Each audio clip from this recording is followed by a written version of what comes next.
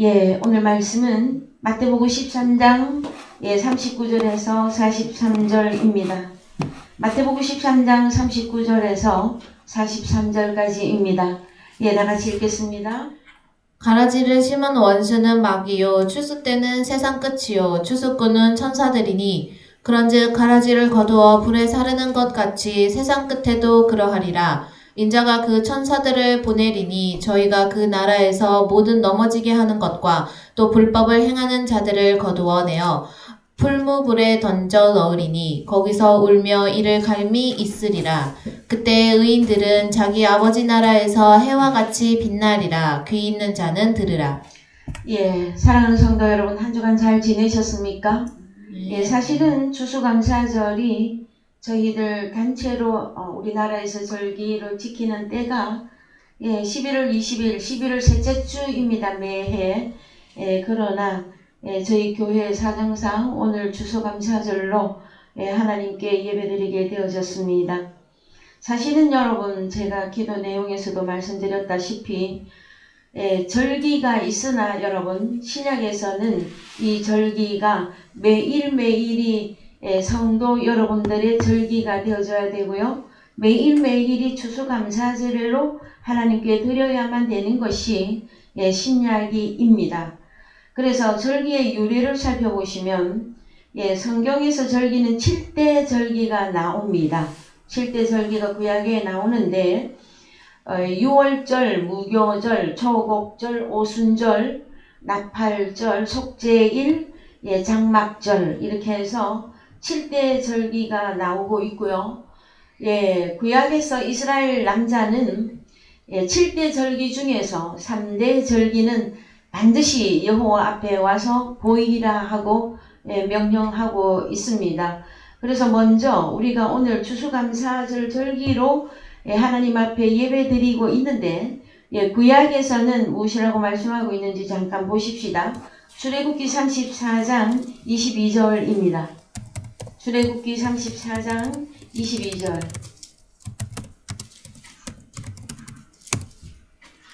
7.7절 곧 맥추의 초실절을 지키고 가을에는 수장절을 지키라. 너희 모든 남자는 매년 3번씩 주 여호와 이스라엘의 하나님 앞에 보일지라. 7대 절기가 있으나 이스라엘 나라의 어느 지역에 있든지 간에 예루살렘에 올라와서 여호와 하나님 앞에 보이라 말씀하고 있는데 남자는 꼭 지켜야 되는 그 절기는 7.7절, 여기 수장절. 그러면 한 가지가 뭘까요, 여러분?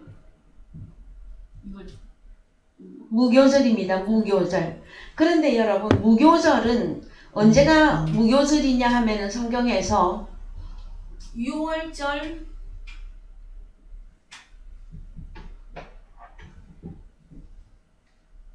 무교절, 초곡절인데 이 사건이 여러분 3일이에요. 3일. 그래서 무교절을 지키기 위해서 예루살렘에 올라가면 어디서부터 지킵니까? 당연히 6월절부터. 그렇죠? 하루 사이이기 때문에 이 3일 사건을 성경에서는 6월절, 무교절, 초곡절이란 말씀을 하시고, 이 초곡절은 여러분 신약에 오면 예수 그리스도의 부활을 의미합니다. 그래서 주님이 죽으시던 밤, 6월절 밤, 무교절 누룩 없는 빵을 먹어야 되는 때, 그 다음에 초곡절, 보리 추수로서 예수 그리스도의 부활을 의미합니다. 그 다음에 요 3대 절기가 있고요. 초곡절 다음에는 오순절이 나오거든요. 오순절. 오순절은 어떤 절기냐 하면은요. 6월절로부터 7주째. 요 6월절로부터 7주가 되는 때에 오순절이 되어집니다. 여러분. 그러면 이 오순절에는 무슨 일이 일어나는 것이냐 하면은 여러분, 오순절은 여러분 많이 들어보셨죠? 사도행전에서 오순절에 성령 강림이 임하죠. 그죠? 그래서 밀추수까지 보셔야만 되어지는 것입니다. 우리 주님을 볼이라고도 하고 밀이라고도 합니다. 할 때에 하나님의 자녀들 밀추수 여기까지가 오순절 절기가 되어지는 거예요. 그러면 내가 성령이 임하고 나면 그 다음에 무엇을 지켜야 되느냐 하면은 나팔절을 지켜야 됩니다. 나팔절. 나팔절은 뭘 하는 절기일까요, 여러분?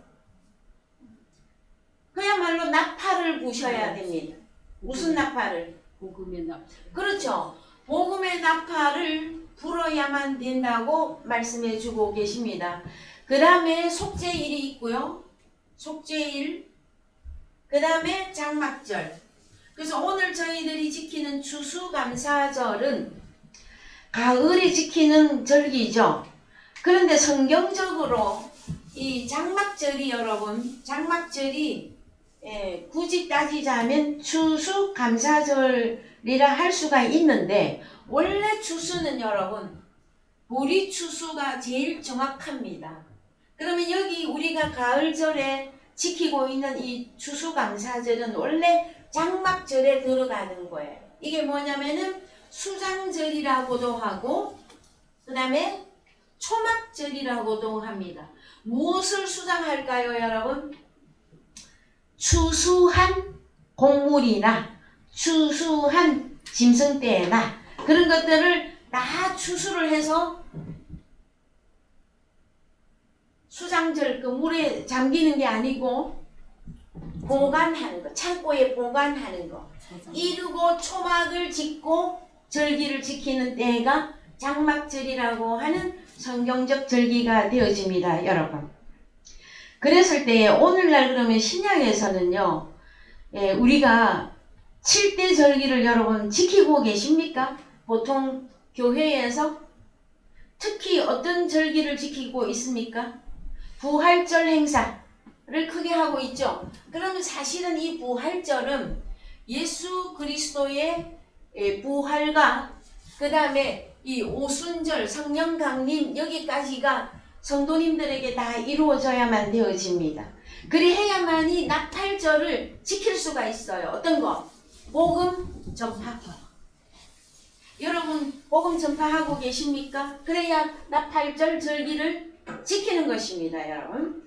그랬을 때에 구약에서는 절기 제사에는 제물을 무엇으로 드렸느냐 하면 여러분들 잘 아시는 대로 레위기에 가면 5대 제사가 나옵니다. 5대 제사를 통해서 무엇으로 하나님께 제사를 드렸느냐 하면은 곡물 1번 곡물로 드렸고요. 그럼 곡물 중에는 어떤 곡물이 있을까요? 밀, 보리 뭐 이렇게 해서 쭉쭉쭉 있겠죠. 이거를 고운 가루로 들었습니다. 고운 가루. 곡물을 다 빻아서 곡물을 빻아서 빵을 만들어서 하나님께 드렸습니다. 자, 그 다음에 두 번째는 짐승으로 드렸는데 짐승은 어떤 짐승으로 드렸는지 여러분 잘 아시죠? 그래도 어릴 때부터 교회를 다니신 여러분들이시고 아무리 성경을 잘 모른다고 해도 구약에서 어떤 짐승으로 하나님께 드렸는지 이 정도는 다 아시잖아요. 그렇죠? 뭘까요, 여러분? 짐승 중에서 양이 먼저 나옵니까? 양? 또 비둘기. 비둘기. 양에서 비둘기를 띄었습니까? 그 다음에는요? 그래서요, 소, 양, 염소, 대표입니다, 대표. 요렇게 해서 잡아서 불태워서 번제로 하나님께 제사를 드렸습니다. 구약의 제사는 여러분, 제사하면은요, 이 단어가 기독교인들은 어떻게 어감을 갖고 계시는지 모르는데 제사는 다른 말로 여러분 예배입니다. 예배. 그래서 오늘날 신약에서는 그러면 절기를 언제 무엇으로 어떻게 하나님께 드릴 것인가 이것이 나와져야만 됩니다. 그러나 오늘날 수많은 전 세계에 흩어져 있는 각 교회에서 추수감사절의 절기에 대한 진정한 의미를 깨닫고 알고 하나님께 예배를 드리고 있는가 하는 내용을 저는 여러분들에게 증거하고 싶습니다. 오늘날 여러분 각종 절기 때마다 그럼 크게 따져봅시다. 부활절이나 맥추절이 보리거든요. 같아요. 구약에서 맥추절 단어가 나와요. 근데 신약으로 오면 이건 예수 그리스도의 부활을 의미한다. 오순절은 하나님의 자녀들의 전체 부활을 의미하고 있거든요. 그랬을 때에 그럼 오늘날의 이 절기는 언제 어디서 어떻게 무엇으로 드릴 것이냐 이것이 문제입니다. 여러분은 오늘날 신약을 살고 계시고 신약이 이루어진 자들입니다. 그러면은 신약에서는 이 절기 때에 하나님 앞에 무엇을 드려야 하나님이 흠양하시고 가장 기뻐하시겠느냐는 거예요. 하나님의 아들을 만들어 와야지. 그 정답이죠. 네, 정답인데 오늘날 대부분 교회에서 절기 때 주로 어떤 것만 합니까? 주로? 그래도 감사 헌금 봉투는 다들 들고 나오시죠. 우리 성도님들이. 예, 제가 어릴 때만 하더라도요. 가게에 이 강대상 위에다가 그 늙은 호박 있잖아요. 이따만 호박에다가 그 다음에 저기 쌀 농사 하시는 분들은 쌀가마니에다가 그 다음에 보리 농사하는 보리 가마니에다가 그 다음에 가을철이니까 특히 배추 이만한 거 그 다음에 무도 튼실한 걸로 해서 강대상에다가 많이 올려놓고 추수감사절에 예배를 많이 드렸었어요, 여러분. 그런데 그것이 저는 나쁘다, 완전 틀렸다 이렇게 말하고 싶지는 않습니다. 왜? 그것은 그림자가 있어야 신약의 실체를 우리가 깨닫고 실체의 추수감사절을 지낼 수 있기 때문에 그러하거든요. 그래서 여러분 구약에서는 곡물이나 짐승으로 잡아서 하나님 앞에 제사를 드렸다면 이제 신약이 이루어지려면 여러분 이 곡물과 짐승의 이거 내용이 바뀌어야 된답니다. 어떻게 바뀔까요, 여러분? 그래서요 신약에 우리 주님이 오셔야 되는 가장 큰 이유가 이 제물, 곡물하고 짐승, 그림자로 드렸던 이 모든 것들을 구약에서는 그림자로 다 행했어요. 그럼 신약이라고 하면은 실체가 나와야 되는데 신약의 실체는 보리는 예수 그리스도가 한 알의 밀로 나와요. 한 알의 밀. 그래서 한 알의 밀이 땅에 떨어져 죽으면 많은 열매를 맺고 하고 나오죠. 말씀이 어디에 나옵니까 여러분? 30배, 60배, 100배, 100배. 찾아갑시다. 요한복음 12장 23절부터. 예수께서 대답하여 가라사대 인자의 영광을 얻을 때가 왔도다. 내가 진실로 진실로 너희에게 이르노니 한 알의 밀이 땅에 떨어져 죽지 아니하면 한 알 그대로 있고 죽으면 많은 열매를 맺느니라. 그렇죠. 그래서 우리 주님이 죽으시고 부활하심으로 하나님의 자녀들을 많은 밀알들로 추수하게 되어진 절기가 오순절이라 하는 거예요, 여러분. 그랬을 때에 자 신약에 와서 구약의 곡물로 그림자로 하나님 앞에 제사하고 다 드렸던 번제로 불을 태워 드렸던 소제로 드렸던 번제로 드렸던 어떤 제사로 드렸던지 간에 이것은 그림자에 들어갔었어요. 신약에 오면 신약이 새로운 언약, 새로운 약속이잖아요. 그럼 예수 그리스도가 등장되어져야만 되어집니다. 누구에게? 나에게. 그래서 오늘날 많은 성도님들이 교회 다니시면서 절기를 지내시는데 내 자신에게서 예수 그리스도가 있어야 여러분 절기 예배가 되어지는 거예요. 자, 내게 예수는 없는데 그러면 교회 다니는 사람 치고 예수를 안 믿는 사람이 어디 있을까요? 하고 말하고 싶은 분들이 얼마나 많겠습니까, 여러분? 그랬을 때 우리는 성경에 오늘날 저희들이 적용되는 성경은 바울서신입니다. 바울서신. 그래서 내가 예수님을 영접했어요. 이 내용이 하나가 있고요.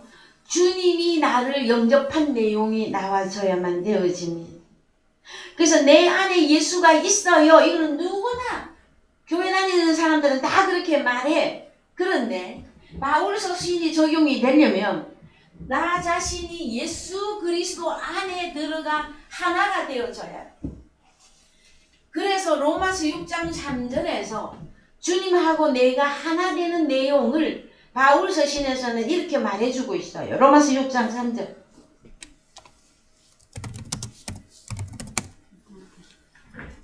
무릇 그리스도 예수와 합하여 세례를 받은 우리는 그의 죽으심과 합하여 세례받은 줄을 알지 못하느뇨.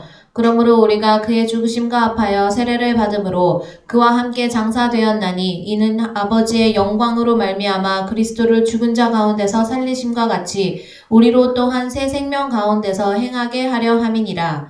만일 우리가 그의 죽으심을 본받아 연합한 자가 되었으면 또한 그의 부활을 본받아 연합한 자가 되리라. 예, 이 내용이 가장 중요하죠.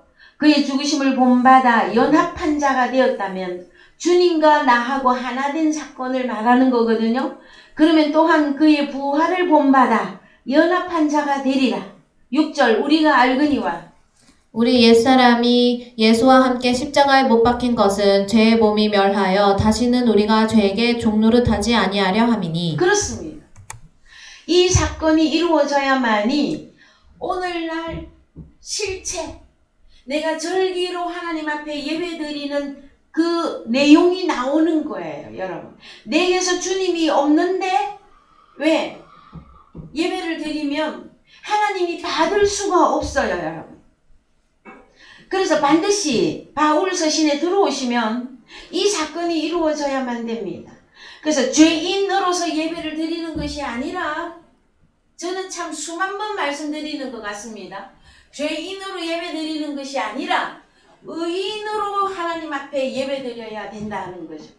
그럼 나는 어떻게 의로운 자가 될 것이냐, 여러분.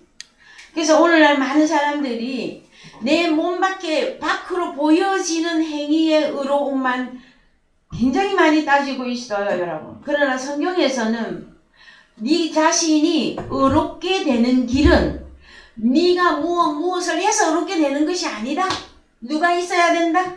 주님과 함께 죽고 주님과 함께 다시 살아난 이 역사가 있어야 너 자신을 의롭다고 하신단 말씀이에요. 그러면 내가 아직까지 죄인으로서 주님 앞에 나와서 오늘 추수감사절이네 하고 추수감사절 예배를 드리면 하나님이 받으십니까? 아니 받으십니다. 그래서 만약에 헌금 봉투만 드리고 갔다, 집으로 갔다, 그러면 그 사람은 신약이 이루어진 자가 아니에요. 아직까지 어디 안에 있는 것입니까? 구약 그림자 신앙생활만 하고 있는 것이에요. 그래서 진짜 실체 신약이 되어지시려면 내 자신이 변화되어져야 됩니다. 어떻게? 주님과 함께 죽고 주님과 함께 다시 살아난 역사 속에서 우리가 하나님 앞에 예배를 드려야 한다라는 거예요. 그때 어떤 절기든 여러분 그 절기가 하나님 앞에 상달이 되어지는 것입니다. 자, 그래서 먼저 그러면은 곡물은 우리 주님이 하늘의 밀로 죽고 다시 살아났을 때 성도들까지 부활에 다 동참되어야 제대로 된 절기를 지키는 예배가 된다라는 거죠. 그 다음에 만약에 이제 두 번째로 짐승이면 소, 양, 염소, 비둘기로 구약에서 그림자로 드렸어요. 근데 신약에 와서 실체가 되어지려면 요한복음 1장 29절이 또 이루어져야 된다. 요한복음 1장 29절. 이튿날 요한이 예수께서 자기에게 나아오심을 보고 가로되 보라 세상 죄를 지고 가는 하나님의 어린 양이로다. 예. 그래서 우리 주님이 세상 죄를 지고 가는 어린 양으로 등장하십니다. 그래서 우리 주님이 내게서 어린 양으로 있어야 되어집니다.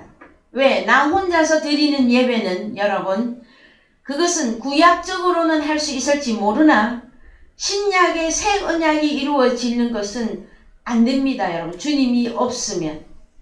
그래서 로마서 6장 3절 이하를 그렇게 여러분들에게 말씀해 드리는 거예요. 그래서요, 갈라디아서 5장 24절도 한 번 더 보십시다. 어떻게 해야 내가 새로운 의로운 사람이 되는가? 그리스도 예수의 사람들은 육체와 함께 그 정과 욕심을 십자가에 못 박았느니라. 그렇습니다. 그래서요, 예수 그리스도의 사람들은 죄 있는 육체하고 그 마음에 옛사람으로서 가지고 있었던 그 정과 욕심을 주님과 함께 십자가에 못 박아야만이 이제 진실로 구약의 그림자로 짐승으로 드렸던 그 제사가 신약에 넘어오면 주님이 어린 양으로 죄를 다 대속해 주셨죠. 그래서 내가 주님과 함께 함으로 내가 의로운 자가 되어져서 절기를 지키는 신약이 진실로 되어졌다고 하는 내용입니다, 여러분. 자, 이제 본론으로 들어가 보십니다. 마태복음 3장 11절 갑니다. 마태복음 3장 11절. 나는 너희를 회개케 하기 위하여 물로 세례를 주거니와 내 뒤에 오시는 이는 나보다 능력이 많으시니 나는 그의 신을 들기도 감당치 못하겠노라. 그는 성령과 불로 너희에게 세례를 주실 것이요 손에 키를 들고 자기의 타작마당을 정하게 하사 알곡은 모아 곳간에 들이고 쭉정이는 꺼지지 않는 불에 태우시리라. 추수감사절로 보이십니까, 여러분? 네? 자, 지금 현대 기독교인들 중에서 어디까지 진행을 하고 말아버리는 경우가 많으냐 하면은요, 세례 요한이 베풀었던 물로 세례를 주는 여기 행위까지만 하고, 여기 우리 세례 요한 뒤에 6개월 뒤에 나타났던 우리 주님이 이제 진실로 그분이 공생애에 딱 드러나서 무엇을 하시느냐? 성령 안에서 불 안에서 너희에게 세례를 주실 것이요. 이 내용까지 가야 된단 말이에요. 자, 그럼 요거 아직 안 하고 교회 다니면서 물로 세례 받는 거, 유아 세례 받는 거, 어른이 되어서 세례 받는 거, 그건 아직까지는 딱 그림자예요, 여러분. 완전 구약도 아니며 완전 신약도 아닙니다. 과도기적이에요. 그럼 교인은 될 수, 물로 세례를 받으면 어느 교단에, 어느 교회에 뭐 성도 누구, 집사 누구, 그거 인정은 받을 수 있으나 하나님으로부터 오는 인정은 안 된단 말이에요. 하나님으로부터 오는 인정은 성령 안에서 세례를 받으셔야 된다는. 그럼 성령 안에서 세례가 무엇입니까, 여러분? 우리가 좀 전에 살펴보았던 로마서 6장에서 주님과 함께 죽고 너 말고 내가 주님과 함께 죽고 주님과 함께 다시 살아난 새로운 피조물일 때, 그때 진실로 새 언약이 시작이 되는 걸 의미합니다, 여러분. 그러면은 여러분에게 무엇이 있어야 진짜 세례가 되어지느냐? 성령이 있어야만 되어집니다. 그래서 늘 말씀해 드립니다마는 너희는 마음에 근심하지 말라. 하나님을 믿으니 또 나를 믿으라 하실 때 보혜사 성령으로 오시는, 자, 오순절 성령하고는 또 조금 차이가 납니다. 오늘날은 여러분, 오순절 성령에서는 제자, 12제자들과 그 500여 명에게 행하여졌던 것이죠. 그러면은 요한복음과 바울 서신이 오늘날 저희 성령시대에 적용이 되는 저희들은 보혜사가 반드시 오셔야만 되어집니다.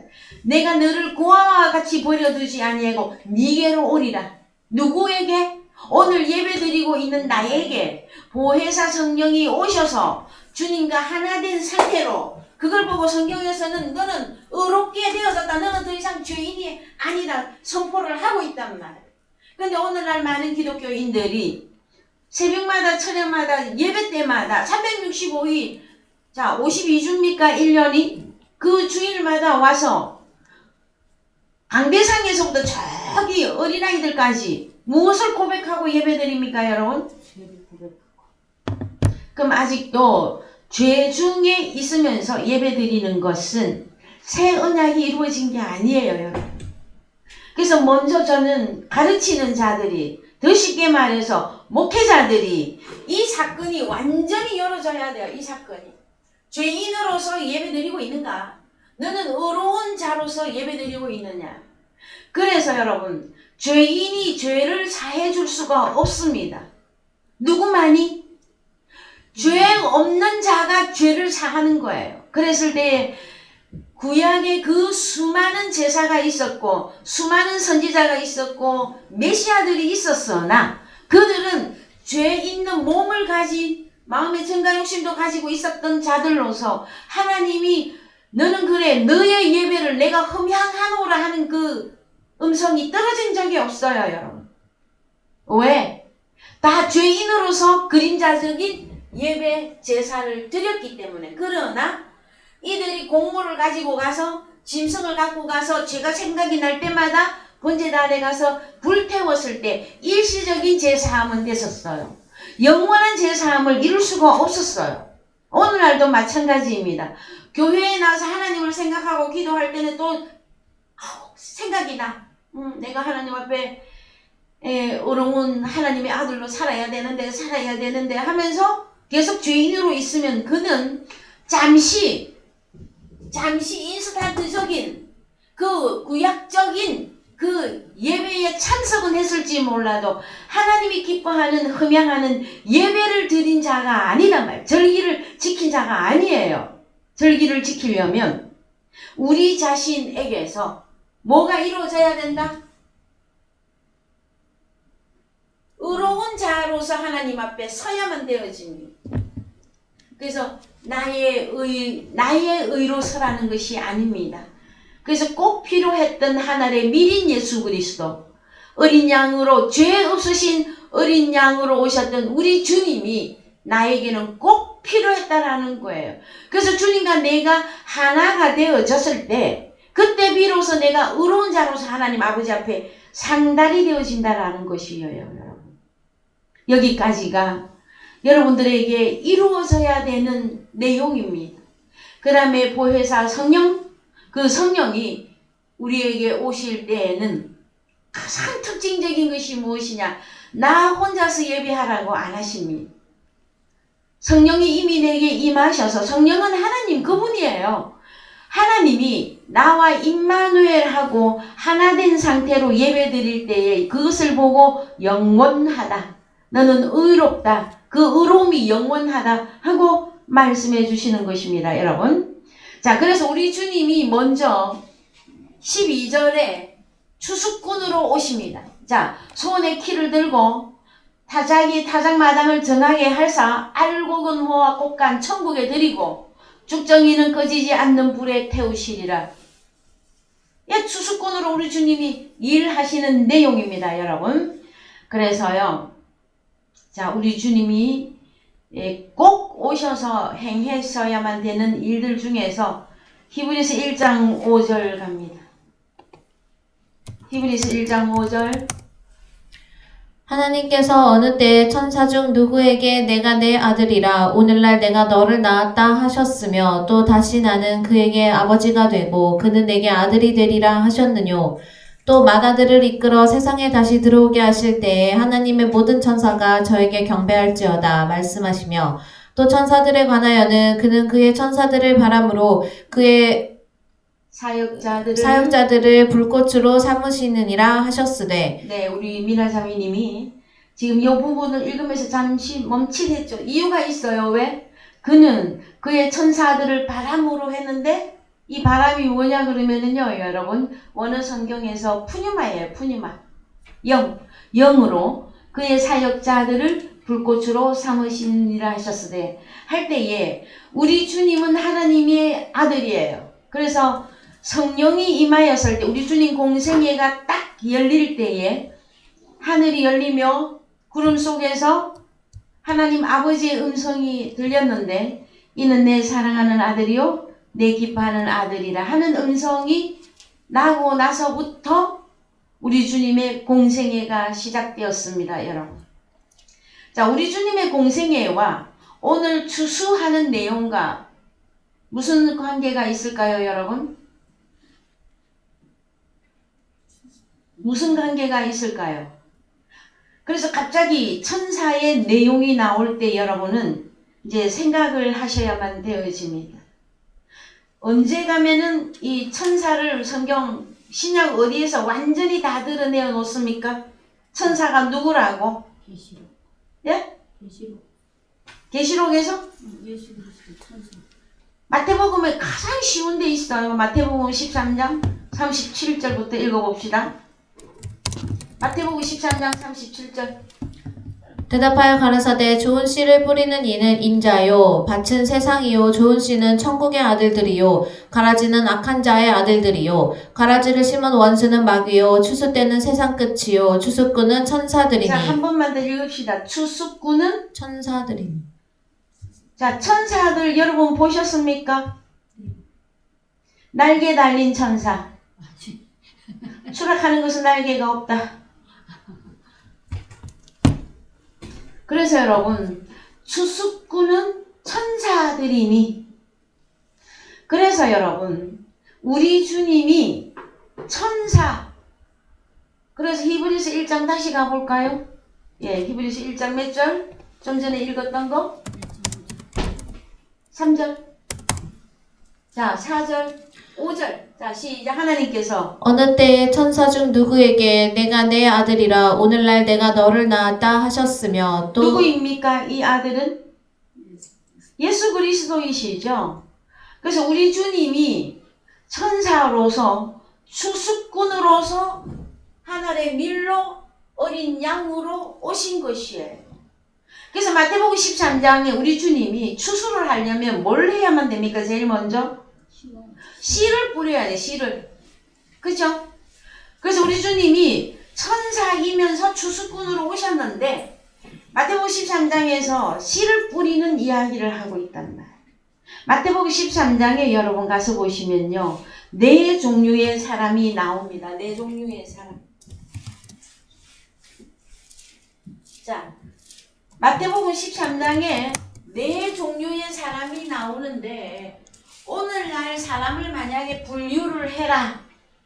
전 세계 다 인류를 다 모아놓고 이 네 종류 속에 다 넣으면 됩니다, 여러분.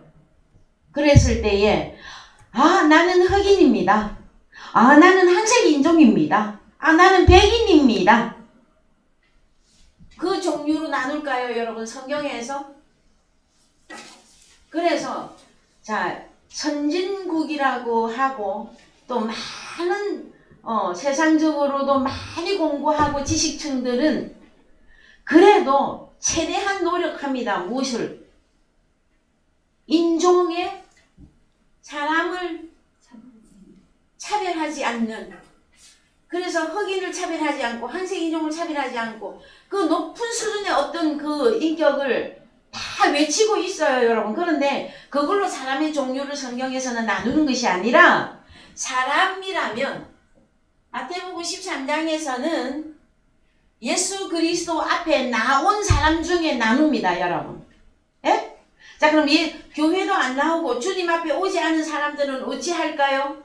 거기에 다른 또 심판이 있습니다, 여러분. 그런데 일단 제일 쉽게 설명합시다. 교회에 나온 사람 중에서 네 종류를 나누고 있는데 하나는 길가. 여러분 길가밭 잘 알죠? 마태복음 13장 길가밭. 그 다음에 이것도 빨리빨리 안 나옵니까? 돌밭. 에? 가시. 돌밭. 돌밭. 그 다음에 그다음에 가시밭. 가시밭. 좋은. 좋은밭. 옥토. 예, 밭이 땅입니다. 땅. 헬라어로 게라고 하는 단어를 쓰는 땅이라고 하는 단어예요, 여러분. 그 사람을 땅으로 비유하고 있다. 이게 개, 땅, 밭, 사람이에요, 사람. 그럼 여기다가 우리 주님이 뭘 뿌려요? 씨. 복음. 씨를 뿌려. 그럼 씨를 뿌렸는데 우리 주님 자신이 씨. 씨를 뿌리는데 무슨 씨를 뿌렸다고 했어요? 아까 우리가 성경 마태복음 13장에 읽어봤더니 좋은 씨를 뿌려. 좋은 씨. 좋은 씨는 뭡니까, 여러분? 천국의 아들들. 그래서 여러분, 복음의 씨를 뿌린다고 하는 사건은 단순히 그냥 성경 말씀에 마태복음에 이런 게 있고 누가복음에 마가복음에 이런 말씀이 있었디더가 아니라 복음을 전거한다라는 사실은 좋은 씨를, 다시 말해서 천국의 아들들을 뿌리는 것이란 말이에요. 그래서 말씀을 듣고 깨닫는 좋은 밭만 우리 주님이 천국의 알곡으로 들이십니다. 그럼 나머지 요 세 개는 어떻게 될까요, 여러분? 어디로 들어가게 될까요? 끝까지 좋은 밭이 되지 않으면 어디로 갈까요, 여러분? 그래서 이 세 가지 밭을 쭉정이라고 합니다. 쭉정. 불사른다. 불사른다. 그럼요. 불 속에 넣으리라. 자, 추수꾼은 누구라고 그랬습니까? 천사들이라 그랬죠? 그러면 우리 주님도 천사 중 맏아들이신 1번 추수꾼으로 오신 거예요. 오셔서 복음의 씨를 뿌려. 그랬더니 마태복음 13장에서 제자들 그날 수많은 사람들이 주님 앞에 와서 하나님의 입으로 나오는, 우리 주님의 입으로 나오는 말씀을 들었으나 제자들밖에는 그날 추수가 안 되어졌습니다, 여러분. 오늘날도 여러분 동일합니다. 동일하게 하나님의 이제 제자들을 추수꾼으로 주님이 또 보내십니다. 그래서 마태복음 13장 29절 갑니다. 마태복음 13장 29절 갑니다. 주인이 가로되 가만두어라. 가라지를 뽑다가 곡식까지 뽑을까 염려하노라. 예, 가라지가 쭉정이입니다. 가라지. 네. 그 다음에 둘 다 추수 때까지 함께 자라게 두어라. 추수 때에 내가 추수꾼들에게 말하기를 가라지는 먼저 거두어 불사르게 단으로 묶고 곡식은 모아 내 곡간에 넣으라 하리라. 예. 또 비유를 베풀어 가라사대. 예, 감사합니다. 그래서 여러분 추수꾼들에게 말하기를, 그러면 이 추수꾼을 다른 단어로 바꾸면 뭐예요? 하나님의 아들들. 하나님의 아들들로 바로 가면은 또 그렇죠? 제가 천사라고 가르쳐 드렸잖아요. 그죠? 그래서 마태복음 13장에 여러분 추수꾼이 천사들이다. 그래서 1번 맏아들로 추수꾼으로 오신 우리 주님이 맏아들로 오셔서 추수를 하러 오셨는데 누구를? 나를. 그죠? 2000년 전에는 제자들을 추수하셨어요. 그 다음에 오늘날에는 말씀을 통해서 나를 추수하러 오신 것이잖아요. 그렇지 않습니까, 여러분? 그 다음에 내가 추수가 되어졌다면 나는 또 우리 주님이 뭐라고 말씀하십니까? 너희들은 가라 저 세상으로 뭐하러? 추수하러. 추수꾼으로. 자, 추수꾼이 되려면 여러분 무엇이 이루어져야 될까요, 여러분? 1번 조건이 의로운 자가 되어져야 된다고요. 의로운 자.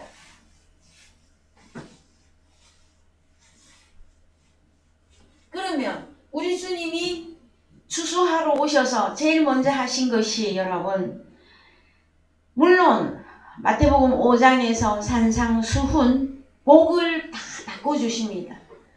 그러나 그거를 통틀어서 말해보면 우리 주님이 어린 양으로 오셨고 한 알의 밀로 오셨는데, 마태복음 13장에 우리 주님이 먼저 본을 보이신 것이 사람들에게 천국의 아들들의 씨, 복음의 씨를 뿌렸다라는 거.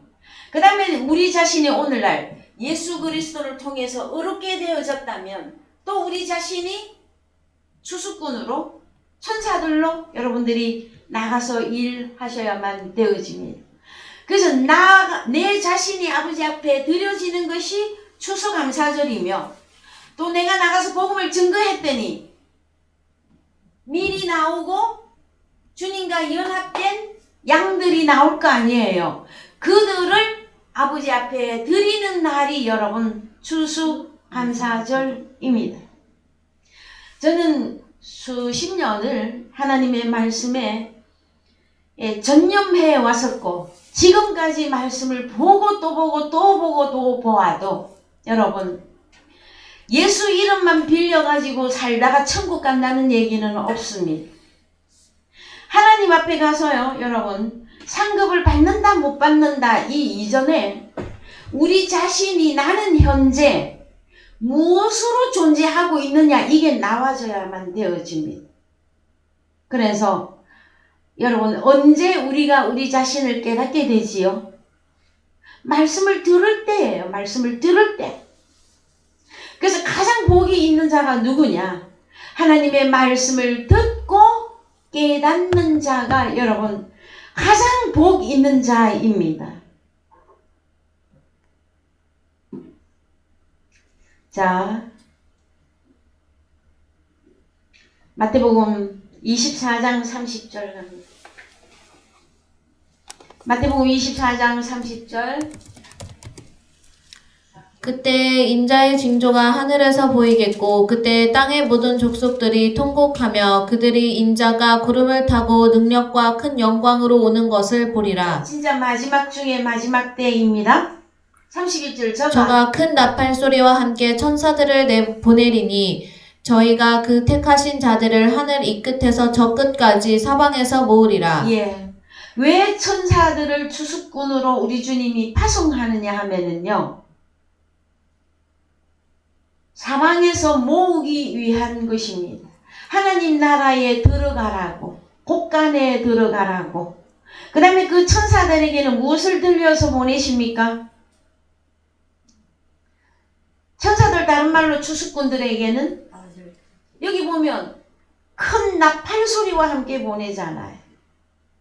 그래서 추수꾼들은 좋은 씨를 가지고 있으며 이 추수꾼들은 다른 말로 천사들인데 천사로 표현할 때는 나팔을 부는 나팔수가 되어라 표현하시고 추수꾼이라 할 때에는 씨를 뿌리는 농부가 되어라 하고 말씀해 주시는 것이란 말이에요. 여러분. 자, 추수꾼과 천사들을 여러분 연결할 수 있겠습니까? 자, 제 뒤에는 여러분 날개가 보이십니까? 네? 그래서 사람들이요, 사진도 여러분 어느 유명한 어디 뭐 바닷가나 뭐 어디 외국이나 아니면 우리나라에도 여러 곳곳에 지방에 가보면 벽에다가 큰 날개를 그려놓고 자기가 거기에 가서 가운데 탁 써. 그러면 날개가 어디 있어? 그래서 그렇게 해서 사진을 찍고 싶어 합니다. 사람들은 천사가 되고 싶어 해요. 그런데 저는 정작 여러분들을 향해서 예수 그리스도를 영접하시오. 예수 그리스도의 말씀을 듣고 여러분들은 천사들이 되십시오 하면 사진은 잘 찍는데 천사가 안 되고 싶어 하셔요. 눈치가 빨라요. 천사가 하는 일이 쉬워요? 어렵습니까, 여러분? 그런데 세상 사람들도 천사를 얼마나 좋아하느냐 하면은요, 여기 보세요, 여러분. 1004. 뭐예요? 천사. 자동차 남봐도 이 번호를 받기를 원해. 예? 자기가 무슨 숫자를 하고 싶으면 요 천사가 되고 싶어 해. 그래서 천사가 되는 길을 알려드리는데 여러분 하나님의 말씀을 영접하시고 오늘날 추수꾼으로서 여러분들은 천사들로 여러분이 나타나져야만이 하나님 나라의 아들로서의 자격과 함께 권리와 의무를 다 행하실 수가 있는 것입니다, 여러분. 자, 그래서 더 가봅니다. 이것은 성경적으로 말을 하면 왜 너희가 나가서 천사들로서 복음을 증거해야만 된다 하고 말씀하시느냐 하면은요, 하나님의 뜻을 행하는 것이기 때문에. 그런데 요한복음 4장 34절 갑니다. 요한복음 4장 34절. 예수께서 이르시되 나의 양식은 나를 보내신 이의 뜻을 행하며 그의 일을 온전히 이루는 이것이니라. 너희가 넉 달이 지나야 추수할 때가 이르겠다 하지 아니하느냐. 내가 너희에게 이르노니 눈을 들어 밭을 보라. 희어져 추수하게 되었도다. 거두는 자가 이미 삭도 받고 영생에 이르는 열매를 모으나니 이는 뿌리는 자와 거두는 자가 함께 즐거워하게 하려 함이니라. 예, 그래서 여러분 추수를 하면 뭐가 나옵니까? 예? 추수하면 양식이 나오죠. 예? 자, 씨를 뿌려야 여러분 밀을 뿌렸더니 많은 밀이 추수가 되어졌죠. 그러면 그 밀을 가루로 빻으면 밀가루죠. 양식이 나온단 말이에요. 양식. 그러면 이 양식은 무엇이냐 하면은요, 나를 보내신 아버지 하나님의 뜻을 행하며 그의 일을 온전히 이룰 때 이 양식이 나온다 말씀해 주고 있습니다. 요한복음 4장은 우리 주님과 사마리아 여자와의 대화 속에서 사마리아 여자가 오리라 한 메시아, 성령 안에서 진리 안에서 진실로 예배할 수 있는 그 때를, 진짜 메시아가 오면 할 수 있는 그 때에 이 사마리아 여자가 주님을 딱 만났어요. 그랬더니 깨닫게 되어졌어요. 그 사마리아 여자에게 주님이 말합니다. 나의 양식은 나를 보내신 아버지 하나님의 뜻을 행하고 그의 일을 온전히 이룰 때 양식이 나온다. 그 다음 절이 뭡니까? 추수. 자, 사마리아 사람들이 이제 막, 그래서 여러분 이 사마리아 여자가, 사마리아 여자 맞습니까? 사마리아를 통하여야 하겠는지라 그 사마리아 여자가 예수를 진심으로 만나고 난 뒤에 자신이 물동이가 되어져서 사마리아 성으로 뛰어들어갑니다. 뭐라고? 나는 예수 메시아를 만났다. 오리라 한 메시아를 만났다. 그래서 사마리아 성에 예수 그리스도를 소개합니다. 그 소개하는 게 뭡니까 여러분? 자신이 물동이가 되어진 사마리아 이 여자가 나가서 씨를 뿌린 거예요. 그랬을 때에 동네 사람들이 다 주님 앞에 나와왔죠. 에? 그들이 하나님 나라의 양식으로 그날 채워지는 것입니다, 여러분. 그것이 말라기에서 말하고 있는 10의 1조입니다. 11조. 여러분, 우리는 하나님께서 세상적으로 저희들에게 복을 주신 것에서 하나님께 감사, 예물 드려야만 됩니다. 그거 드리셔야 되는데 그것만이 11조라 하고 끝을 내버리면 우리는 하나님 나라하고는 결별입니다. 내 자신이 양식이 되어져서 아버지 하나님 곳간 안에 들어가야 된다. 그래야 우리 하나님은 무엇을 먹고 즐거워하시고 기뻐하시느냐? 하나님의 말씀을 듣고 깨달은 하나님의 자녀들이 나타날 때에 우리 하나님이 가장 기뻐하신단 말이에요, 여러분. 그래서 물론 제가 그 일을 하기에는 아직 너무 어립니다. 아니면 아직은 잘 모르겠습니다. 그럴지라도 우리 하나님은 여전히 여러분들을 기대하고 있고 기다리고 계십니다. 언제쯤이면 우리가 하나님의 뜻을 행할 수 있을까요, 여러분? 세상에서는 성년이 되면 부모 곁을 완전히 떠나게 되어지죠. 그것과 마찬가지로 하나님 나라에서도 여러분 유아기 때가 있고 어린아이 때가 있고 장성한 때가 있습니다. 그래서 저희들은 하나님의 말씀을 통해서 얼른 성장하여서 우리 주님이 오셔서 천사로서 추수꾼으로서 제자들을 추시하셨고 오늘날은 보혜사 성령으로 오셔서 우리 각자에게 성령으로 오셔서 나와 함께 하심으로 우리를 이제 또 천사로 우리를 추수꾼으로 파송하시기를 원하실 때에 우리가 말씀을 통해서 매일매일 성장하셔서 여러분들이 하나님 나라에서도 하나님의 아들의 삶을 살 수 있는 공생애가 저와 여러분에게는 반드시 있습니다. 저는 이미 공생의 삶을 살고 있고요. 여러분들 또한 하나님의 자녀들로서 공생의 삶을 살 때에 진심으로 하나님 나라의 양식이 넘쳐나게 되어질 것입니다, 여러분. 그래서 요한복음 6장 보시겠습니다. 조금 보시고 마칠게요. 요한복음 6장 43절 할까요? 34절.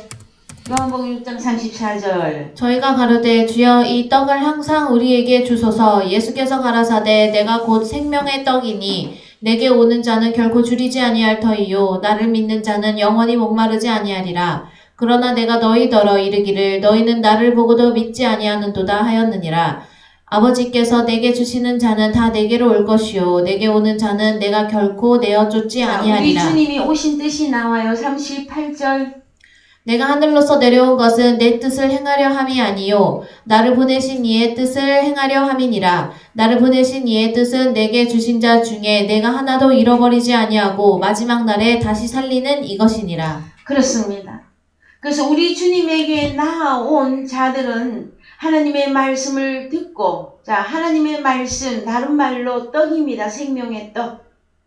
생명의 양식은 하나님의 그 하늘로서 내리는 생명의 양식을 먹고, 내가 잠자고 있었다면 깨어 일어나가 난 자가 되어야 될 것이며, 내가 완전히 허물과 죄로 죽어 있는 상태라면 주님과 함께 다시 살아나는 진짜 초국절의 그 역사가 우리 개인에게서 이루어질 때에 성경이 말하고 있는 그 절기를 대대에 지킬 수 있는 그런 자가 되어졌다고 하는 사실입니다, 여러분. 그래서 내가 어떻게 하면은 하나님을 기쁘시게 할까요? 내가 어떻게 하면은 하나님 나라에 넉넉하게 들어가게 되어질까요? 여러분, 그것은 다른 것이 아닙니다. 내가 하나님의 자녀인 것을 성경을 통해서 깨닫고 주님과 함께 성장해서 우리가 천사로서 추수꾼으로서 나가서 복음을 증거할 때에 우리 주님과 동일한 이 아들의 삶을 살 때에 하나님의 나라가 저와 여러분의 것으로서 영원히 존재하게 될 것입니다. 오늘의 말씀이 여러분들에게 진실로 이루어져서 진심으로 추수감사절을 하나님께 드릴 수 있는 이 사랑의 교회가 되기를 주님의 이름으로 축원드립니다.